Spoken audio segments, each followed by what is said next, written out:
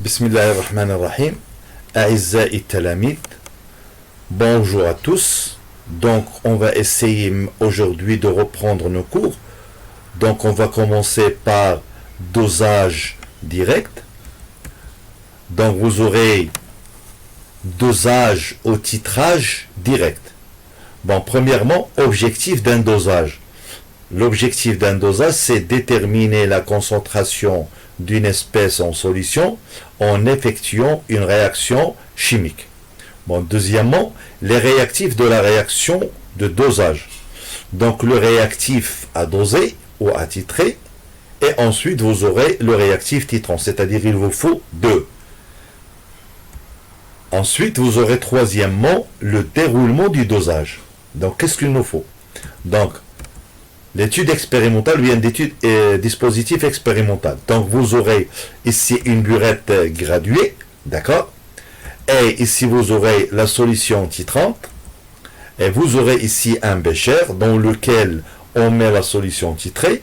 Et ici vous aurez un barreau aimanté et un agitateur magnétique. Bien. Donc j'aurai ici la solution titrée, c'est elle qui possède la concentration qui est inconnue.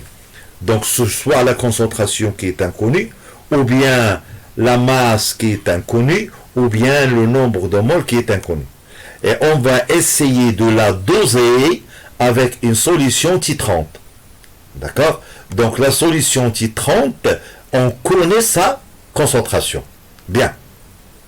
Donc, si je mets ici la solution titrée, c'est un acide, et dans le burette, je mets, par exemple, une base, donc j'aurai à ce moment-là une réaction qui existe entre un acide et une base.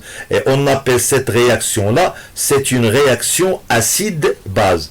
Ou bien, je peux dire, dosage d'un acide par une base. Ce dosage d'un acide par une base. Donc par ce que c'est celui qui se trouve sur la burette. Supposons par exemple j'aurai ici un oxydant et dans le burette j'aurai un réducteur. Donc c'est une réaction qui existe un oxydant et un réducteur. Donc c'est une réaction d'oxydoréduction. Donc et je peux dire à ce moment-là que j'aurai un dosage d'un oxydant par un réducteur. Mais toujours la solution titrée, c'est une solution qui est inconnue. Bien. Bon, les différentes parties d'un dosage. Le début du dosage. Eh bien, le réactif titrant est entièrement consommé. Et ensuite, il reste encore du réactif à doser. Et ensuite, le réactif titrant est alors le réactif limitant. Donc l'équivalence, qu'est-ce que ça veut dire l'équivalence? Eh bien, vous aurez la quantité nécessaire du réactif titrant a été introduite pour consommer tout le réactif à doser. C'est-à-dire que c'est une réaction en proportion stoichiométrique. Bien. Qu'est-ce que ça veut dire proportion stoichiométrique? C'est-à-dire il ne reste ni réactif titrant, ni réactif à doser, donc le réactif à doser devient le réactif limitant. Bien, après l'équivalence, il s'accumule alors dans le bécher. Le réactif titrant n'est plus consommé, il s'accumule alors dans le bécher, donc vous aurez caractéristiques de la transformation. Donc, pour que cette transformation chimique puisse être utilisée comme base d'un dosage, il faut qu'elle soit, premièrement, univoque, c'est-à-dire non perturbée par une autre transformation chimique ayant les mêmes réactifs mais des produits différents. Bon, total, deuxièmement, total, c'est-à-dire que la réaction fasse disparaître au moins l'un des deux réactifs, mais mis en présence, on vérifiera ce point lorsqu'on réalisera un dosage. Bon, on va faire un dosage acide et base, et on va faire ensuite un dosage oxydo-réduction. Donc ensuite, il faut qu'il soit rapide, c'est-à-dire qu'il parvient à son terme, soit de manière instantanée. Donc comment repérer l'équivalence? Eh bien, par un changement de couleur, par des mesures physiques, exemple, mesure d'une conductance. Et ça, c'est un problème, parce que lorsque j'aurai, pour détecter ou bien pour repérer l'équivalence, donc il va dépendre de la nature des réactifs, de la solution titrante et de la solution titrée. Donc lorsque j'aurai le cas des acides et des bases, donc on ne peut pas, parce que l'acide c'est un corps qui est incolore et la base elle-même c'est un corps qui est incolore. Lorsque la réaction qui existe entre l'acide et la base, donc on ne peut pas repérer le point d'équivalence. À ce moment-là, pour repérer le point d'équivalence, eh bien il vous faut ce qu'on appelle ici un indicateur coloré pour voir la zone de virage de cet indicateur. D'accord? Donc à ce moment-là, dans le cas des acides et des bases, on utilise un indicateur coloré pour repérer l'équivalence. Par contre, lorsque je parle de l'oxydoréduction, par exemple, tous les ions en oxydoréduction, ils possèdent une couleur. Par exemple, le KMNO4-, c'est-à-dire le permanganate de potassium, il possède une coloration violette. Et la coloration violette, elle est caractérisée par la présence des ions MnO4- en solution. Ou bien, par exemple, j'aurai le bichromate ou bien le dichromate de potassium. Ce sont des oxydants. Le K2CR2O7, le K2CR2O7, c'est-à-dire vous aurez l'ion CR2O7 de moins. Donc, il possède ici une coloration. Je pense que la coloration est orangée. Donc il possède des couleurs. Le Fe2+, il possède une coloration jaunâtre. Les ions Fe3+, c'est-à-dire il possède une coloration de la rouille. Donc au moment où j'aurai ici une réaction entre un oxydant et un réducteur, donc je peux repérer l'équivalence par changement de couleur des réactifs. Donc il n'intervient pas ici, comme vous le voulez, il n'intervient ici pas comme on l'appelle, l'indicateur coloré. Bien. Donc pour un dosage calorimétrique, l'équivalence est repérée par un changement de couleur persistant. Ensuite, deuxièmement, pour un dosage conductimétrique. Donc, lors d'un dosage conductimétrique, on mesure la conductance de la solution au fur et à mesure de l'addition de l'un des deux réactifs. Donc, vous aurez ici G en fonction de volume versé. Donc, le volume versé de la burette. Et dans le bécher, on vient de mettre ici un conductimètre pour mesurer la conductance au moment où on ajoute le volume versé de la burette. Donc, la courbe G en fonction de V de réactif versé est formée de deux segments de droite, dont l'intersection permet de repérer le point d'équivalence. Eh bien, vous aurez ici, dès le départ, au moment où je viens d'ajouter le volume, d'accord? Je commence à l'instant t égale à 0, j'aurai le volume versé égal à 0, et vous aurez G mesuré, elle est là, avec un conductimètre, c'est-à-dire le conductimètre, il se trouve sur le bécher. Donc au moment où je vais ajouter de la burette, le volume V, et on constate ici qu'il y a une diminution de la conductance, au bout d'un certain temps, je constate ici qu'il y a un changement de direction de G, c'est-à-dire augmentation de G. Le point de rencontre entre les deux droites va vous déterminer ici ce qu'on appelle le point d'équivalence, et G que je veux déterminer ici, c'est G de l'équivalence. Bien. Maintenant, on va faire un petit exercice sur le dosage par conductimétrie. Bien. On veut déterminer la concentration C0 en acide chlorhydrique d'un détergent, c'est-à-dire maintenant ce qui se trouve sur le bécher, c'est la solution qui possède une concentration qui est inconnue, c'est C0. Donc on veut essayer de déterminer la concentration ici C0 de l'acide chlorhydrique. Bien. Donc pour cela, on dilue ce détergent 200 fois pour prélever VA 100 ml de solution diluée SA, c'est-à-dire H3O+, Cl-, c'est-à-dire l'acide chlorhydrique. D'accord? Obtenu de concentration Ca.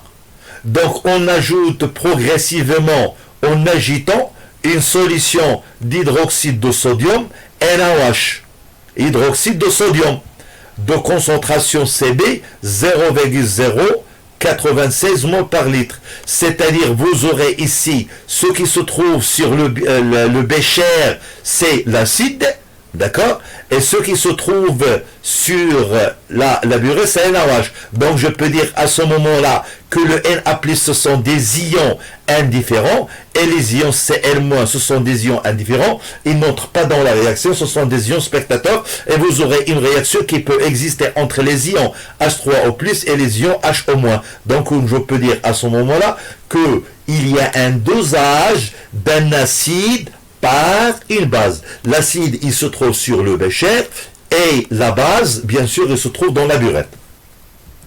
Bien, on effectue le titrage en suivant, à l'aide d'un conductiomètre, les variations de la conductance G de la solution contenue dans le bécher, en fonction du volume de la solution d'hydroxyde de sodium versé, G en fonction de VB, et on obtient la courbe ci-contre. Voilà. Vous aurez votre courbe ici, vous aurez la conductance G en millisiemens, et ici VB, le volume de la base, c'est-à-dire NaOH, qui se trouve sur la burette. Bien, premièrement, quel est le réactif titron? Quel est le réactif titré? D'accord? Deuxièmement, écrire l'équation support du dosage, sachant que les ions Na+ et les ions Cl- ne réagissent pas. De quel type de réaction s'agit-il? Troisièmement, déterminer le volume équivalent VBE du titrage, c'est-à-dire le volume de la base versée à l'équivalence. D'accord? Ensuite, quatrièmement, dresser le tableau d'avancement et déduire la relation d'équivalence. Cinquièmement, déterminer la concentration Ca de la solution Sa, c'est-à-dire la solution Sa, c'est-à-dire l'acide chlorhydrique. Sixièmement, on déduire la concentration C0 en acide chlorhydrique d'un détergent. Bien, maintenant on va passer à la correction. Bon, vous aurez quel est le réactif titron et quel est le réactif titré. Eh bien, vous aurez le réactif titron, c'est l'hydroxyde de sodium NaOH qui se trouve dans la burette graduée. Et ici, vous aurez le réactif titré, c'est la solution d'acide chlorhydrique qui se trouve dans le bécher. Voilà, donc ici, vous aurez ici burette graduée, vous avez un barreau aimanté, vous aurez le bécher. Donc ici, la solution titrante, voilà, c'est l'hydroxyde de sodium qui se trouve dans le burette. Et ici, vous aurez la solution titrée. C'est quoi? C'est la solution d'acide chlorhydrique H3O+, Cl-. Donc, si on aura une réaction qui existe entre un acide et une base. Donc, c'est une réaction d'oxydoréduction. Et le dosage, c'est le dosage d'un acide qui est l'acide chlorhydrique par une base qui est l'hydroxyde de sodium. Bien. Deuxièmement, écrire l'équation support du dosage, sachant que les ions Na+ et Cl- ne réagissent pas. De quel type de réaction s'agit-il? Eh bien, les ions Cl- et Na+ étant inertes, c'est-à-dire ce sont des ions qui ne participent pas à la réaction, inertes. Donc, lorsqu'on verse la solution de soude NaOH dans la solution d'acide chlorhydrique H3O+, Cl-, les ions H3O+, réagissent avec les ions hydroxyde HO-. Voilà, et vous aurez votre réaction H3O+, plus HO- qui va vous donner 2H2O. Voilà, et vous aurez ici, c'est une réaction d'acide-base, ou bien réaction acido-basique. Bien. Troisièmement, déterminer le volume équivalent VE du titrage. Eh bien, vous aurez, on détermine le volume équivalent à l'intersection des deux droites. Et on trouve ici, voilà, regardez le point d'intersection entre les deux, c'est ça. Et vous aurez ici, c'est VBE, c'est le volume à l'équivalence et qui est égal, dans notre cas, est égal à 11 millilitres. Donc, je peux à ce moment-là appeler VBE ou bien VE. C'est le volume versé à l'équivalence. Bien, quatrièmement, dresser le tableau d'avancement et déduire la relation d'équivalence. Bon, j'aurai ici H3O plus les réactifs et vous aurez ici H2O, c'est l'état final. Donc, quantité de matière en mol. Donc, j'aurai H3O plus c'est CaVA et en H- c'est CbVB. D'accord? Donc, à l'équivalence, j'aurai CaVA moins X équilibre, X équivalence. Et ici, vous aurez ici 1. C'est pour ça que j'écris 1 X équivalent. Ici, vous aurez elle-même 1. Donc, j'aurai CbVBE, VB équivalence, moins X équivalence. Et vous aurez là, c'est un excès. Donc, puisque ici, vous aurez la réaction, elle est stoichiométrique. Donc, vous aurez, pour que CaVA moins X équilibre, ou bien équivalence est égal à 0, et CbVBE moins X équivalence égale à 0. Donc, j'aurai ici la relation d'équivalence est atteinte lorsque les réactifs ont été mélangés dans les proportions stéchiométriques de la réaction du titrage. Soit ici, lorsque vous aurez CaVA est égal à CbVBE. Avec VBE équilibre, c'est le volume de la base versée à l'équivalence. Donc, cinquièmement, déterminer la concentration Ca de la solution SA, c'est-à-dire la solution qui est inconnue de l'acide chlorhydrique. Bien, j'aurai CaVA égale à CbVBE. À ce moment-là, j'aurai Ca est égal à Cb fois VBE divisé par Va. Bien. Donc maintenant, il n'est pas nécessaire ici d'exprimer VA et VBE en litres dans la mesure où le rapport des deux volumes est sans dimension.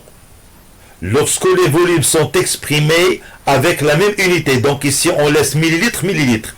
Donc VA c'est 100 millilitres et VBE 11 millilitres. Voilà, et on simplifie millilitres avec millilitres et nous obtenons ici la relation Ca est égal à 10,56 10 à la puissance moins 3 mol par litre ou bien 1,05 ou bien 1,06 10 à la puissance ici moins 2 mol par litre. Bien. Bon, maintenant, sixièmement, on déduire la concentration C0 en acide chlorhydrique d'un détergent. Regardez, on vient de le diluer 200 fois dès le départ. C'est-à-dire C0, c'est les concentrés. Donc SCA, il est dilué. Donc il est dilué 200 fois. Donc je peux écrire à ce moment-là que C0 sur CA est égal à 200. Donc à partir de ça, j'aurai C0, c'est-à-dire la concentration C0 initiale en acide chlorhydrique d'un détergent, est égal à 200 fois CA. Et lorsque vous mettez CA, vous le remplacez par sa valeur, et vous trouvez la valeur de 2,11 mol par litre. Bien. Donc ici, merci de votre attention et on va essayer de vous donner des exercices la séance prochaine. Et à bientôt.